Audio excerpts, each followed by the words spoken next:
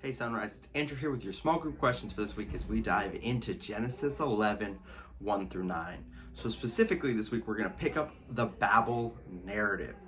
So as we dive into Babel, how does chapter 11 connect us to chapter 10? What did we learn in chapter 10 that we're going to carry over into 11 to help us understand it more fully? And ultimately to help us see how this is going to connect to the end of chapter 11.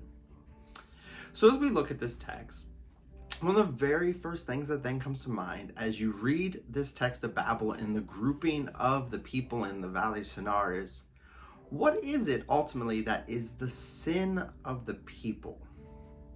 Now there's a couple phrases here that we can unpack. One is that they built a city so that they will not be dispersed. Then they built a tower so their name will be great.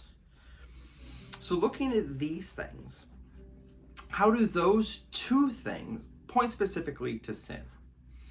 What are the sins that they represent? And then, as you identify those, how then do we see God at work in the end of our text and throughout Scripture changing those things? What is the punishment for those sins specifically?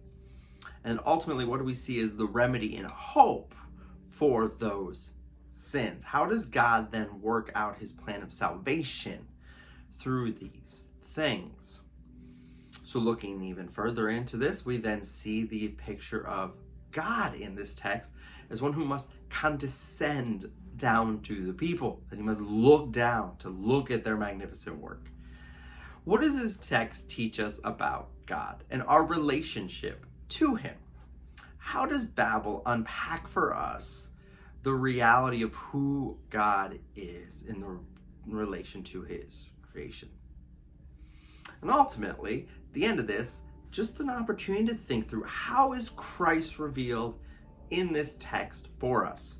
Looking forward into Pentecost, looking forward into the New Testament, how are these different aspects in play from here to there? So again, like I said, keeping Pentecost a little bit in mind, how does this all play itself out in Scripture?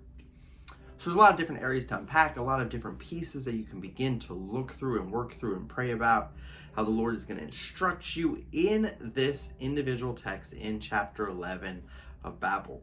A story you may be familiar with, but the theological significance that the Lord can teach you are great.